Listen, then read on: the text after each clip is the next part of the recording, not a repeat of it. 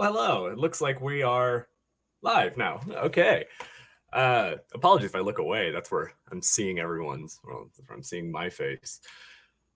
Well, let's go ahead and get started. Yeah, welcome to the session. I'm very excited to present on this today. This is a presentation I really enjoy doing. Let's see. Yeah, I'm always curious. Anyone who's in the session, drop in the chat where you're currently at right now. I always like to know who I'm presenting to and where people are from. It's always very interesting while I set up these last minute things on my end. Naturally. Where's the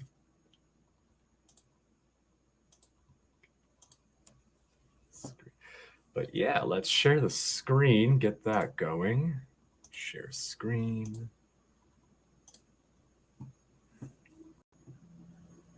All right.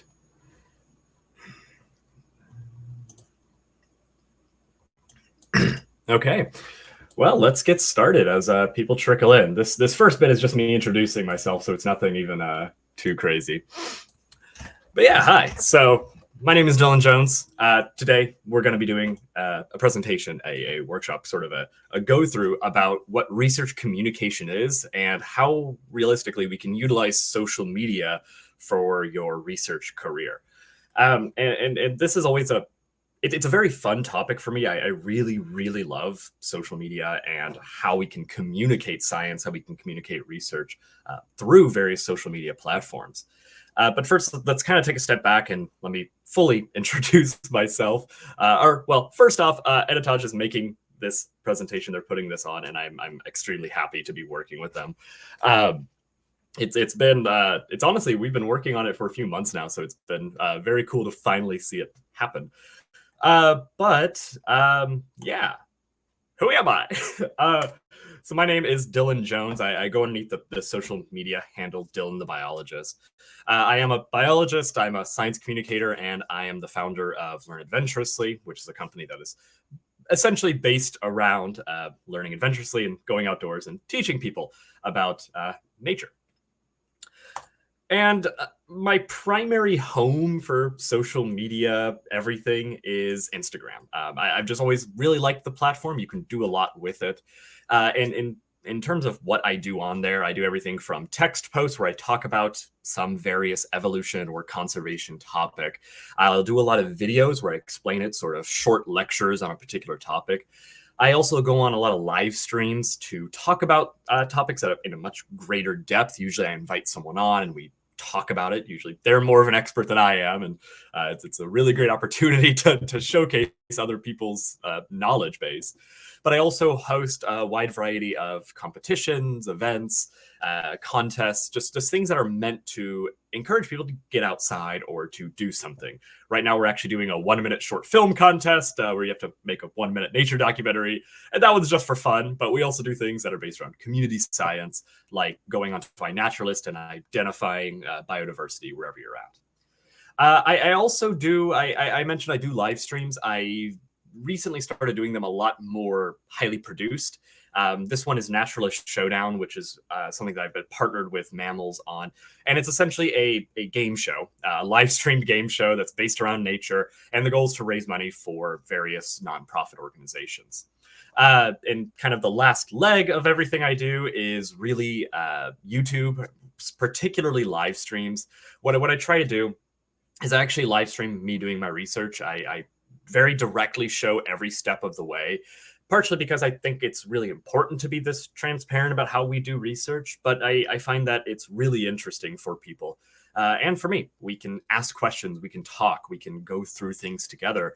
So this was stuff that I was actually doing last week on some turtle research with the world's turtles. And we talked about the evolutionary history. We looked through some of the species of high conservation risk. So it's a really cool age where we're able to very directly show what we do through social media in a very direct way. And then, like I mentioned, I also have Learn Adventurously, which is my website. This is just some, I blog on there, and I also do put up all of our competitions and our stats. So, for example, there's a filterable database, I guess, that shows if you want to see how many frogs we found over the 1 month period that we did a bio blitz, you can do that. But all this aside, I like to show what I'm doing right now because I've done science communication and research communication in a variety of ways over the last 6 or 7 years at this point. It hasn't been this intensity over the last 6 or 7 years, but what I'm trying to show is that there's a wide variety of ways to communicate your research, which is exactly what we're going to show in this presentation.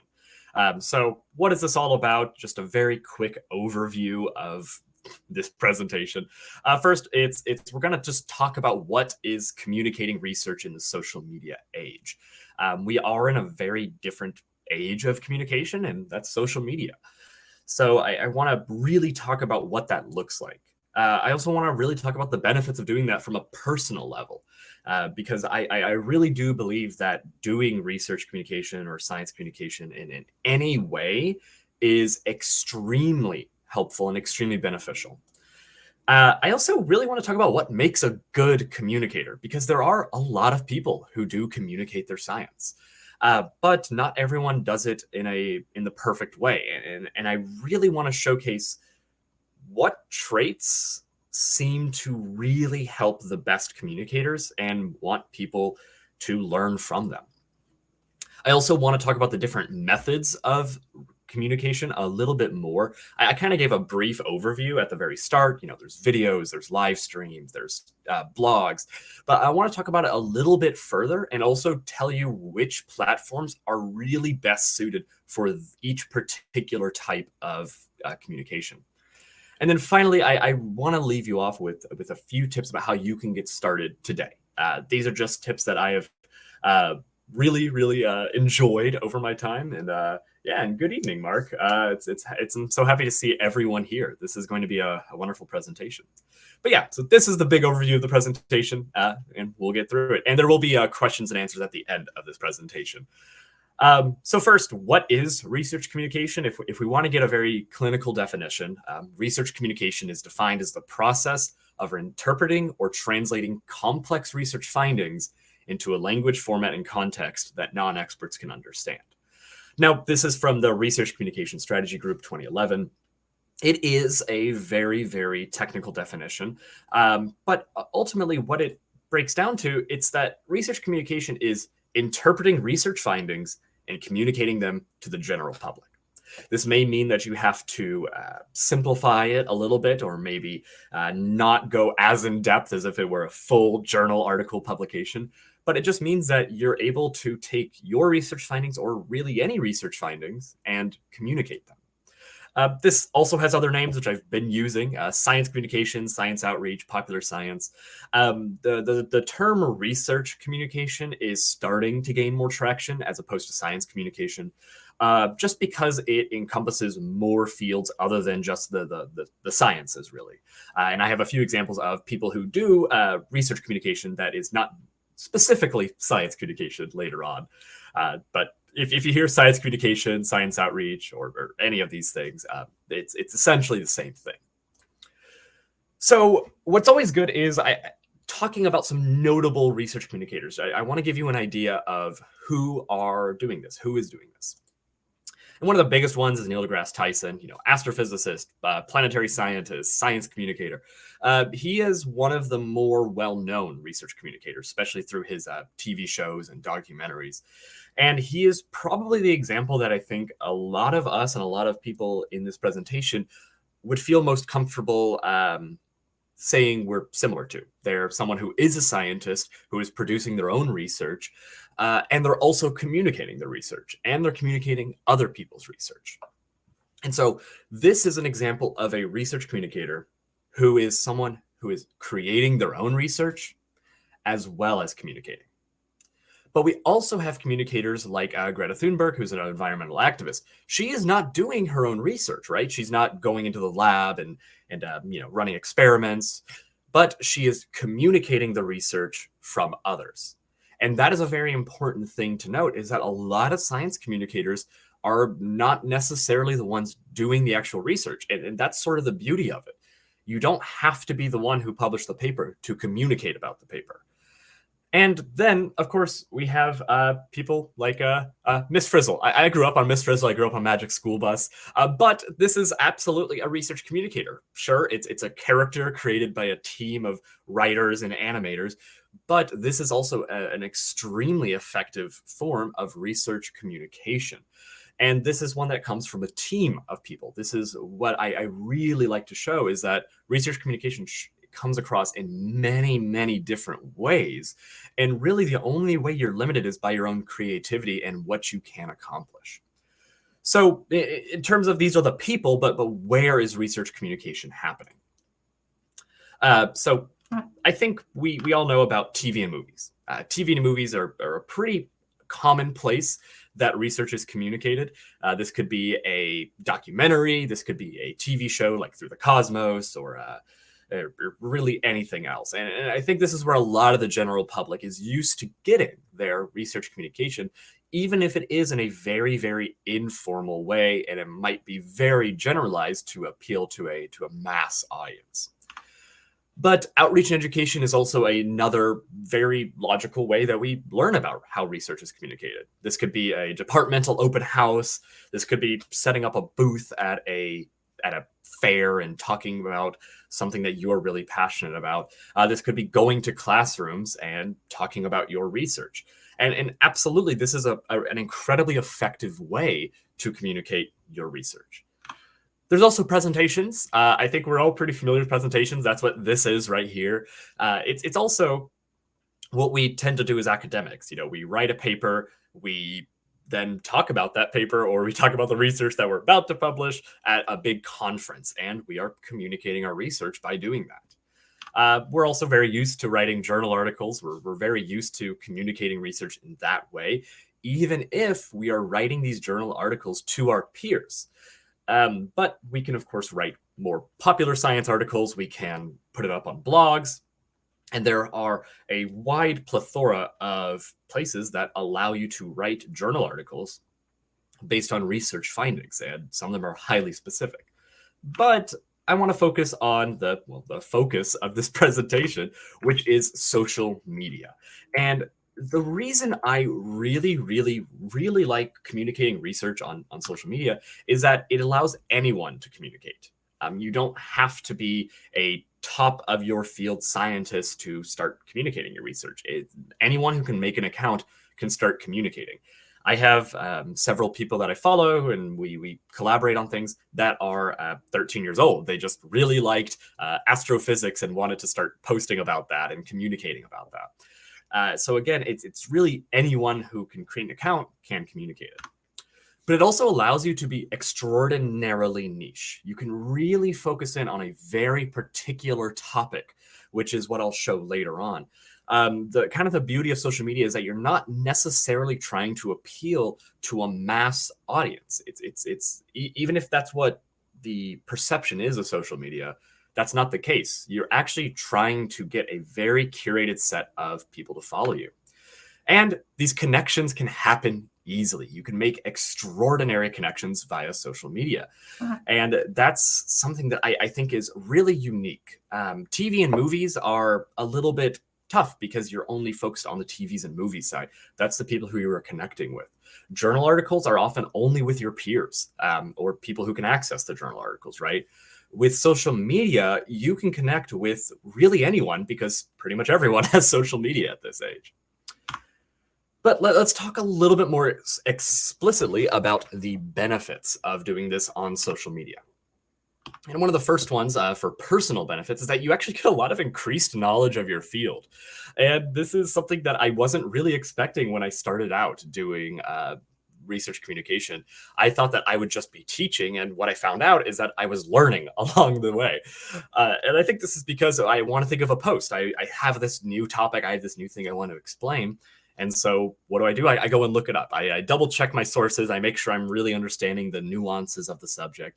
And that has allowed me to really understand my own field a lot better. You, of course, get better communication skills. If you're communicating often, if you're communicating to a diverse audience, you're going to develop much better communication skills. And it's something that has really helped me out in a personal setting of how to communicate complex ideas to someone, but in a professional setting as well, I'm able to better communicate my own research to a larger audience or to an audience of my peers. And you get the opportunity to express your work creatively. This is my favorite part of this. With journal articles, of course, you're limited to a page count. You can't have unlimited figures. Your figures really need to display as much information as possible in a short amount of time. But with social media, there's really no limitations. It's whatever you want to do, and I think that's such a unique opportunity to educate using whatever you are great at, whether that's photography, videography, graphic design, any of that. But there are also some noted professional benefits to doing this. Networking is massive. I mentioned that you can connect with anyone. I will say that the networking angle is something that I am extremely grateful for, that research communication has enabled. It's allowed me to connect with other scientists in my field. It's actually resulted in a couple of collaborative papers that we're working on, as well as just some really cool projects that I otherwise would never have started if it wasn't for just doing research communication as a hobby, starting in undergrad. It also makes you more competitive. So if you're trying to get a job or you're trying to, move on to a new degree after this, say you're going for a PhD or you're applying for a grant or you are trying to win an award, anything like that, showing that you are doing research communication just instantly makes you more competitive. It shows that you're doing that extra step. And it's honestly an extra step that's just really fun. So it's sort of a win-win. But like I mentioned, it also opens up a lot of opportunities. Opportunities to speak at, presentations like this, to be quite frank. I wouldn't be doing this if I didn't do research communication. It's opened up opportunities for me to go to conferences and actually have my conference fees completely waived because I give a 15-minute presentation about research communication.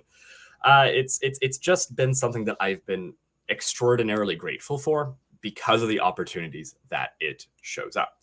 Now, this was just, again, some professional as well as some personal benefits. But I want to talk about what actually makes a good research communicator, because I think this is going to help us frame what does research communication look like through what is a good communicator. And that's someone who's knowledgeable. First off, knowledgeable. This doesn't mean all-knowing. This just means that you have some increased knowledge of a particular field that the general public doesn't have that knowledge on. For me, I'm really interested in evolutionary biology. It's something that I really love. So even though sometimes I get a little bit lost in the weeds on my post, talking about phylogenetic history of frogs or something, that knowledge is able to, it's able to let you create posts that are interesting and engaging and something that the general public probably hasn't seen before. And again, it doesn't mean all-knowing. You're probably learning while you're doing this. And that's what I really want to focus on, is that you just need to know a little bit more than the average bear to teach the average bear, I guess. They're also very clear and concise. They're able to refine information. They're able to take a long journal article and condense it down into a single Instagram post or a blog or a short video. They're also able to usually to visualize concepts. Now, if you're doing, if you're more of a graphic designer focus, you can of course make graphic designs, make beautiful figures. If you're a videographer, you could actually show people the research very clearly. So this ability to visualize concepts is something that really, really helps out. And they also use jargon wisely. So all of the advanced terms that, let's be honest, a lot of our peers don't even understand sometimes. A lot of us don't even understand when we're at a presentation. It is used sparingly. And instead, it's used in a way so that it actually helps the audience understand a topic better. I'm not a big fan of the idea of dumbing down a presentation. Instead, I want to inform my audience well enough that they're able to get up to the level of understanding maybe a more complex term. But of course, you need to use the jargon very wisely. They're also enthusiastic, and this comes from communicating something you're actually interested in. Again, I really like frogs. Whenever I speak about frogs on Instagram or whatever, the posts generally do better because that's what I'm most enthusiastic about. If I was trying to do something about space exploration, something that I think is cool, but I really don't know that much about, and I'm not that enthusiastic about, it's not going to be as good. So this is something that I really want to focus on, is that you just should do what you're enthusiastic about, what you really like talking about. And whoever you communicate this to is going to see that as well. They're also consistent. This is probably the hardest part about research communication, honestly. You think it's the research, the design, the getting an audience and building a community, and no, it's consistency. This doesn't mean often. There are some people, particularly those who make longer form videos, that will have a couple months in between their post, but it's consistent. In a couple months they're probably going to post again. This is, again, probably the hardest thing to really get down. I for a long time did it once a week, and then the moment life got difficult, or I had to do a lot more research or really focus on other things, it would get dropped, and then I wouldn't post for a month. That's something that I really don't do anymore. I'm very focused on posting often every day at this point. But consistent doesn't mean often. It just means that you are posting consistently, whether that's every day, once a week, once a month, whatever. It's just showing that you're doing it again and again. They're also authentic. There's, especially on social media, you're less connecting with a brand, and you're often connecting with a person. Usually that person is you. You're connecting with a larger audience. And what I've really, really enjoyed seeing now on social media is people are talking more and more about their mental health struggles. They're talking about imposter syndrome. They're talking about how they're having a hard day, and that's making it hard for them to do their research. And what it's really showing is that you are more than your research. You're actually a person behind your research. And social media really enables you to show that. If this were a nature documentary, you wouldn't have the time in the hour and a half long blog to talk about your struggles or talk about the things of research that just make it difficult. So you could be really, really authentic. And again, what makes a good communicator is someone who's knowledgeable, clear and concise, enthusiastic, consistent, and authentic. And I have a few really good examples from Instagram that also show communicators in a wide variety of fields, methods, and ways of communicating. In the first is in Dakota Kate. So she's an aerospace engineer, and you can see that her particular Instagram style is really just focused on posting a picture and writing a caption. This is just a picture of her, and the caption is, "How do we collect science on the G3?" And then we talk about it. So this is a very, very common way of communicating research. It doesn't have to be complex in any way. This is just someone, you just take a selfie and then talk about what's going on in the selfie and relate it to science and research. So many people are taking pictures of themselves in their lab, in the field, or just over a pile of books and talking more about that. And that's really awesome research communication. This one is actually one I really, really enjoy. So this is Canadian cemetery history.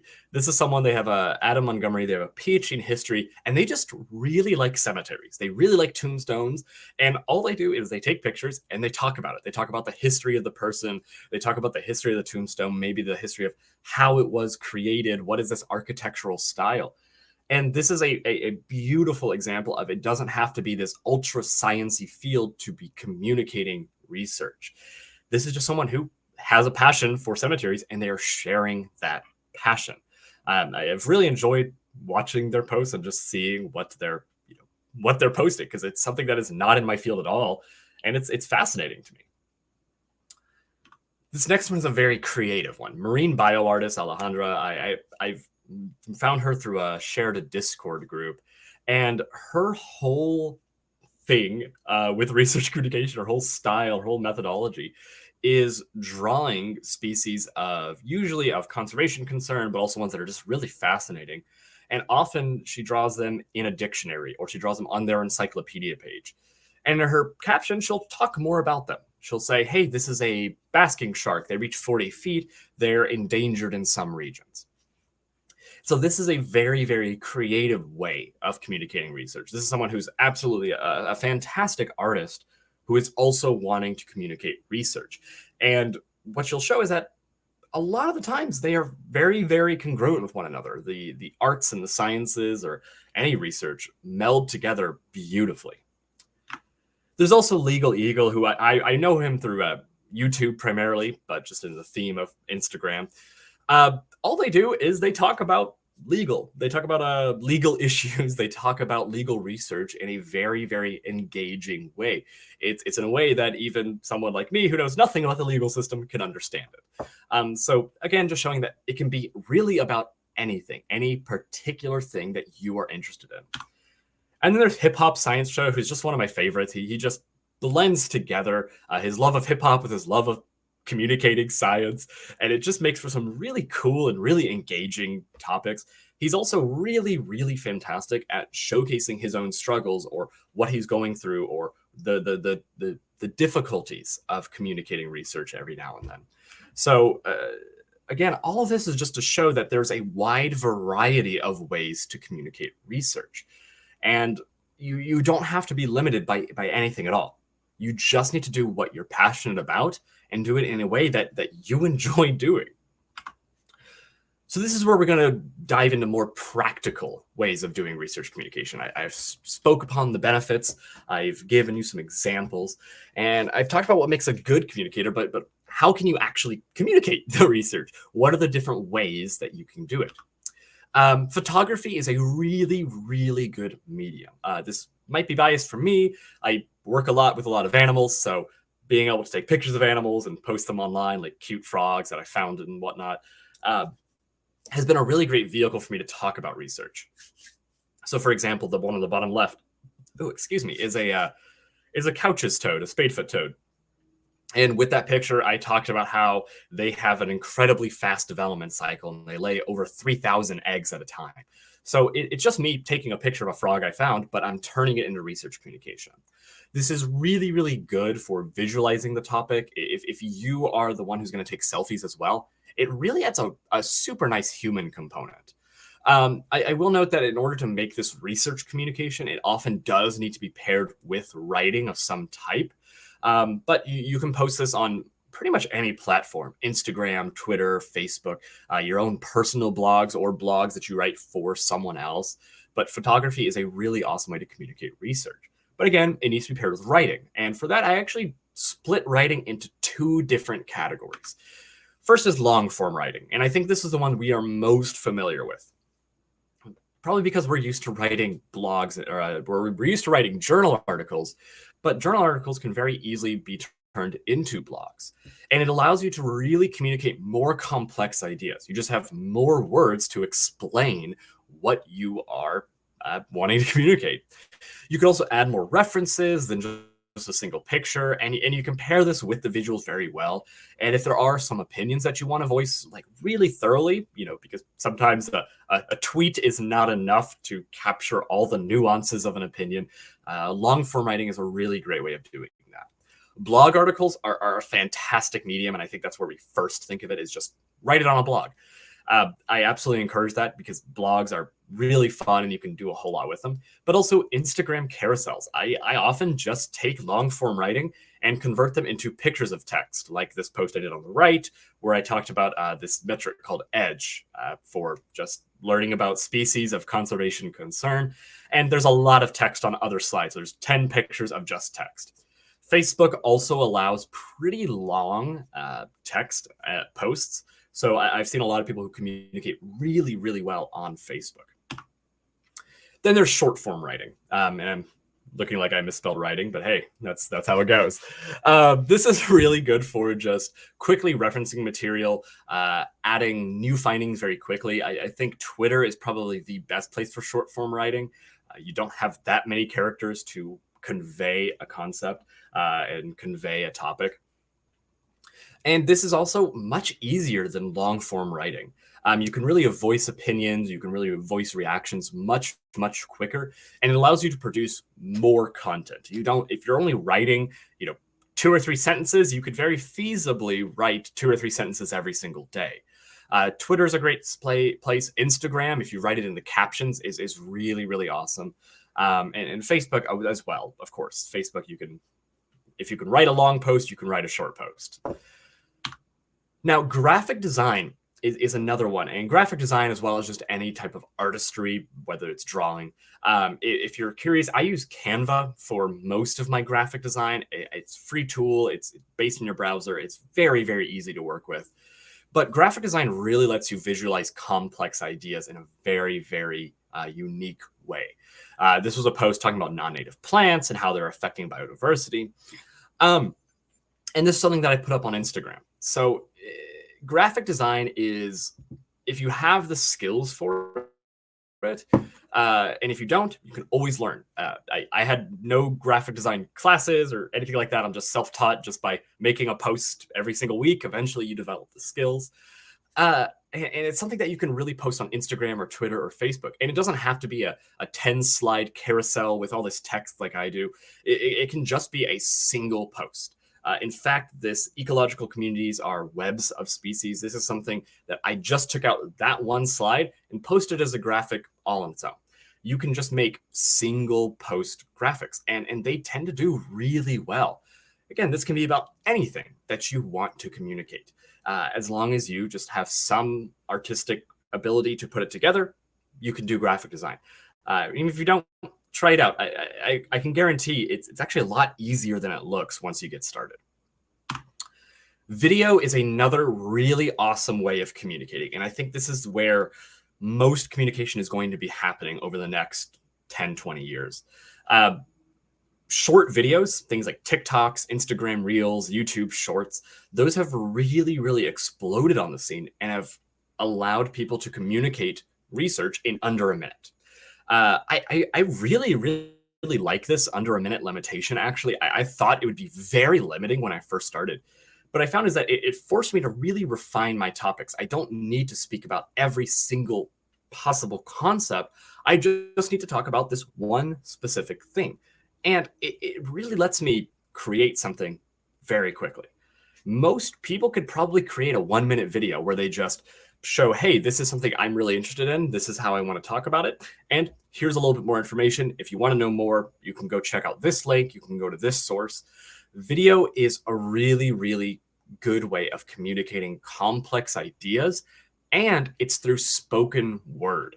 That is the biggest benefit. The video is huge. Of course, we could show things, but how often are people watching videos and they're not actually looking at the video? They're just listening to it.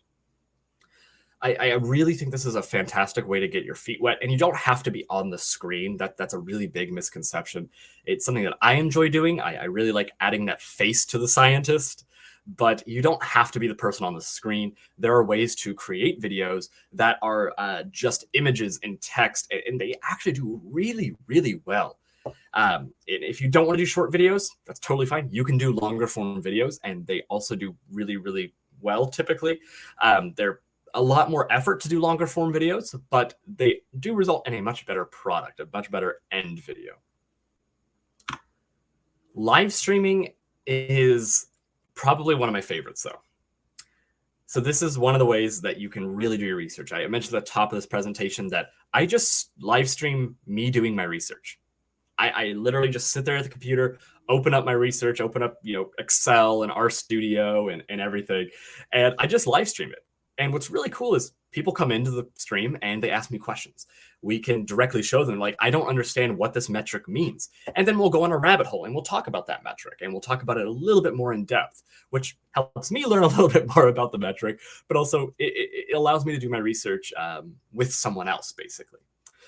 It doesn't have to be, showing your screen doing research. I often on Instagram will just invite some of my friends on there and we'll talk about a more complex topic. We'll talk about ethical ecotourism, or we'll talk about invasive species, or we'll just talk about where our research is at right now, and we'll just have a vent session about our lab results are not working, or we can't get the data, or whatever. But it's a really fantastic way of connecting with someone. With live streaming, it's not a you produce a content and you send it out there. You're actually having a conversation with people. You are really sitting there and talking with people and able to explain things much better. So this is sort of the wrapping up of the presentation. This is where how you can get started today. And in here, I just want to give you 5 tips about how you can get started literally right after this presentation, or maybe in the morning if you're in the evening right now. I always say first, don't even worry about the topic first. Just find something that you really enjoy doing. If you love writing, start writing. If you really love photography, do that. If you really love painting or drawing or anything, figure out how you can make that into research communication. Again, if you just like putting together presentations and presenting that, live streaming is a really great way of doing that. Or if you don't feel comfortable doing it live, you can record a video of you making a presentation and post that. What matters is that you are doing something that you really enjoy doing. And it's what I focus on before the actual topic, because I think it's much easier to figure out what you're going to be doing it versus what you're going to be talking about. So sort of the how versus the what. Then communicate what interests you. This should be a no-brainer. If you absolutely love space exploration, talk about space exploration. If you love evolutionary biology, talk about that. If you love history, talk about that. But again, it should be something that you are personally interested in, something that you would love to talk about every single day of your life. And what's nice is you can make this very, very niche. Again, there's people who only talk about cemeteries. I have a friend who has a fairly large account, and all he does is talk about Tasmanian tigers. Even though like they're extinct, he just really loves it. He loves chronicling them. And what it matters is that he's interested in that. That's what he is really fascinated with. And so that's what he communicates. And people can tell that you're communicating something you really love doing. The third one is actually connect with your community. This is a big thing that I've personally had to figure out sometimes, because I used to believe that, oh, I'm a content creator, I make content and I put it out there and then people will respond to it. What I've learned is that no, what you really need to be doing is interacting with other people in that community, whether that be other content creators or it just be the general public. This means replying to any comments that people come up, or it just means having conversations with people. This just means I usually just sit there and scroll in the morning with my cup of coffee and I say, cool, what is so-and-so doing? What is their next post? I'll just leave a quick comment. I was like, I really love this. I wonder what you think about this topic.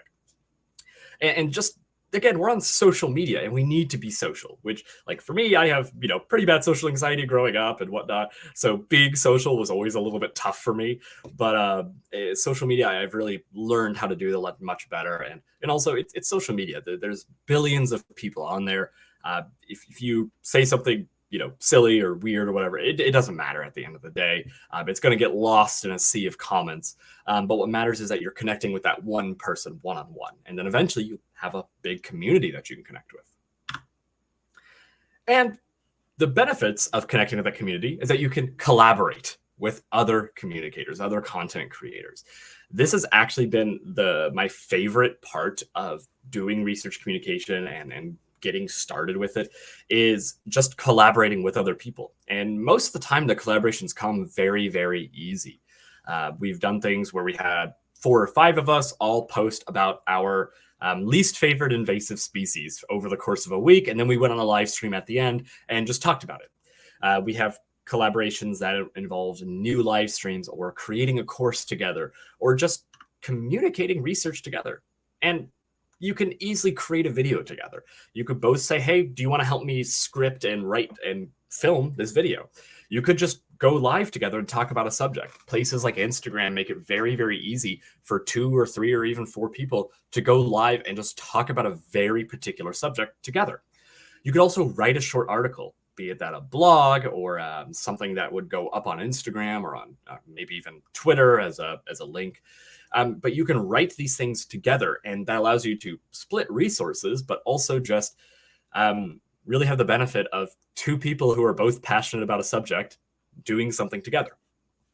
So absolutely collaborate with other people. And then the final tip, and this is one that personally is probably my biggest struggle that I've really learned how to do, is just keep it simple. I think we all get into this idea of wanting to make it perfect and wanting to do it bigger and better than ever. Realistically, that just makes things much harder for yourself. I used to do something, again, once a week, and sometimes those things took the whole week for me to do it. And that wasn't because it was overly complex. At the end of the day, it was a picture and an Instagram caption. But it was my own perfectionism that was causing that. What I've learned is that people generally don't care that much about typos. As long as they're not excessive, a typo here or there is not the end of the world. I've learned that most people cannot tell the difference between a product that is 50% complete in our eyes versus 100% complete in our eyes. Keeping it simple and just allowing your content to be good enough, it's going to let you actually produce more content. And what ends up happening over time is that your average content gets way better. I'm at a point of ultra keeping it simple, and I'm able to post at least once a day, sometimes 2 or 3 times a day. And it's because I'm just not overthinking it. Some of these posts, instead of taking me a full week, some of them take me 5 minutes to make. And that's really nice. So if you're getting started out, don't worry about doing the biggest thing and the best thing. Just keep it simple. This can just literally be a tweet, just saying, hey, I really liked this research. This is really cool. What do you think about it? And sending it out there. This can just be hopping on an Instagram Live with a particular topic in mind and just talking about it, letting the conversation go wherever the conversation goes. Maybe asking a friend to join in so you can actually have a real conversation if, not everyone shows up. But just keep it simple. So again, these are the 5 tips that I always give. Choose something you enjoy doing. Communicate what interests you, no matter how particular that is.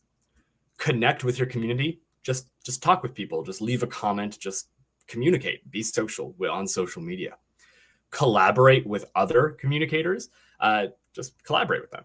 And then keep it simple. Don't overthink it. Don't worry about doing the biggest and the best thing. Just keep it simple. And start communicating research in any way that you see fit. But with that, I think we'll actually move on to questions. It looks like I am right on time. That actually doesn't happen that often. I'm usually under or over. So yeah, this is good. I think so if you have any questions, feel free to absolutely ask. I'm be happy to answer them. I'll be looking at my other screen, so if I'm looking away, that's why.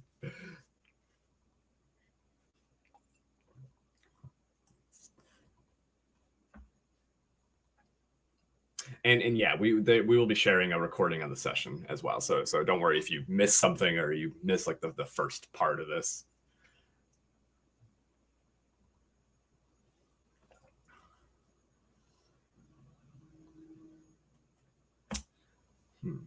Let's see.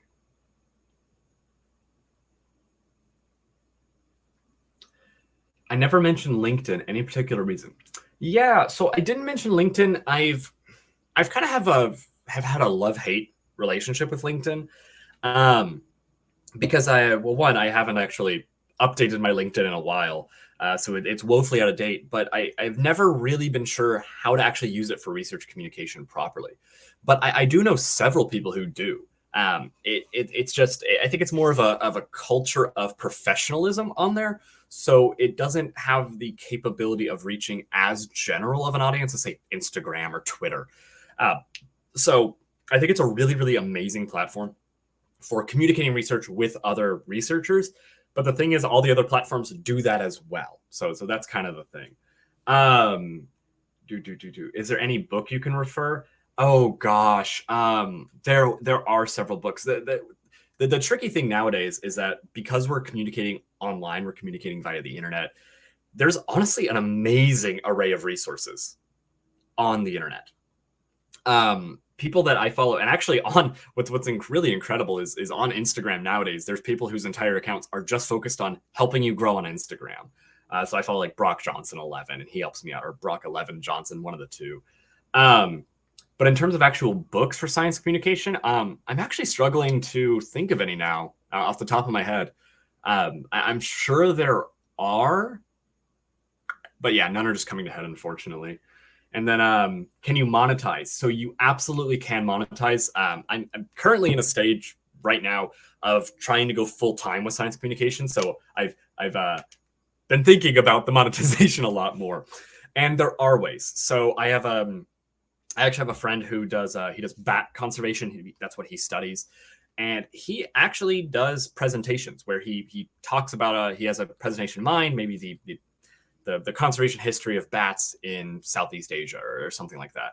And he'll charge tickets to that. He puts it up on Eventbrite. He says $5. He donates a lot of the money to the conservation as well. So that's a very easy way to monetize it. There are selling courses. I'm actually currently building a course, and the courses are admittedly more catered towards other scientists, to learn how to code in R or learn how to do spatial analysis or stuff like that. So that's one way to monetize it. On live streams, people can actually donate to you directly. So on Instagram, every now and then someone will buy me a badge. I don't really make that much money from it. But yeah, people can donate $1, $2 here or there. And there's also resources like Patreon, where you can show people behind the scenes content for a monthly fee. So there's a lot of different ways to monetize it. But yeah, it's sort of, you have to do a lot of different things to make a good income, but at least you can offset your costs if you have any, like website hosting, for example. For a person new to presenting on social media, what's the simplest way? The simplest way to start is, it kind of depends on the platform a little bit. If you're wanting to start on Twitter, for example, you just send some tweets out. Again, this kind of goes back to the keeping it simple. If you're doing it, I guess actually this applies for all platforms. Find a paper you love. Find a research topic you really like. It could be your own research topic. It could be something that you just have always loved reading, and just make a post based on that. If it's Twitter, just say, this is a really interesting article. I really liked what they did here. You could maybe add a couple tweets to it and then link to the article. If you're on Instagram, you can absolutely make a very quick little graphic, just simple, just do one picture and then talk about it. If you're really good at photography, you can take a picture of a frog and then look up papers about frogs, or, for example. That's usually how I did most of my science communication starting up. And you just find a paper and you just talk about it. Just write out the caption. Just kind of give a SparkNotes summary.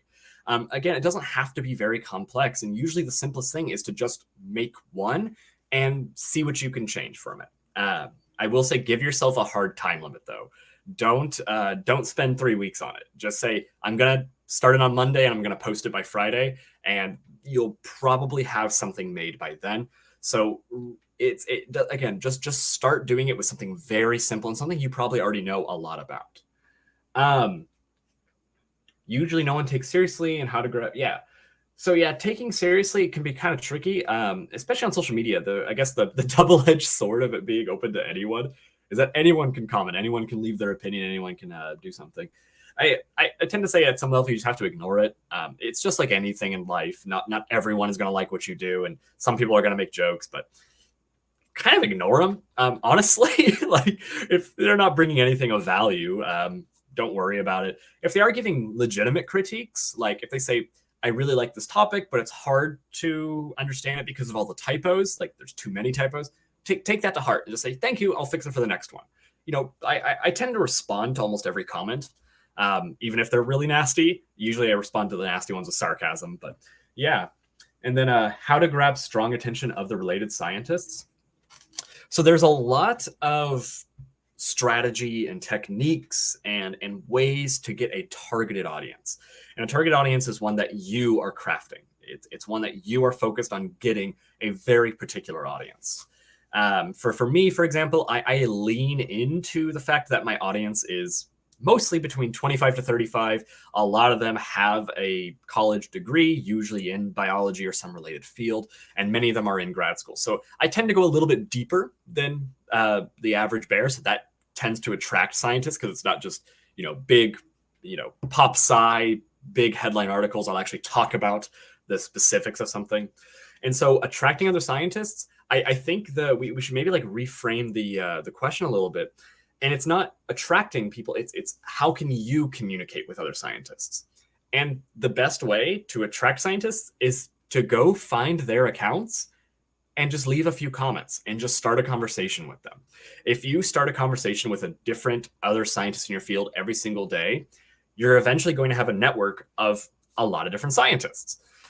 And of course, with this, don't try to do it with the intention of getting, of making a collaboration, or don't try to go into it with the idea of trying to get something out of it. Just go into it with like, I just want to know more. I just want to converse with you. I just want to be part of your community and talk with you. I think that's the thing, is just really just talking to people and communicating with them. One of the best ways on Instagram, for example, is just going through their stories, looking through the stories and leaving a comment, like replying back. It's like, oh, wow, really cool paper. Thanks. Or like, I can't believe they said that, or, just responding to them. That works really well. Same thing on Twitter. Just scroll through, find a scientist you like, leave a comment on their tweet. It doesn't have to be overly complex. And I think that's where I keep defaulting to, just keep it simple. But yeah, that's really the advice is the best. Oh, thank you, Mohammed. That's nice. That's really sweet. But yeah, we still have a few more minutes. So if anyone has any last minute questions, I'm very happy to answer them.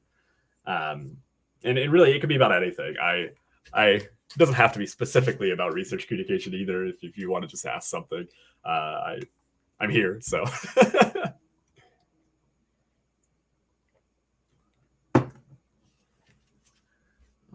But yeah, I'm happy to do this too. This was a very fantastic presentation, and it's nice to see a really engaged audience as well. Sometimes, especially starting out on social media, you may just get nobody in a live stream or whatever, and that's fun. It's fun sometimes, but so seeing a lot of comments really is, I love it.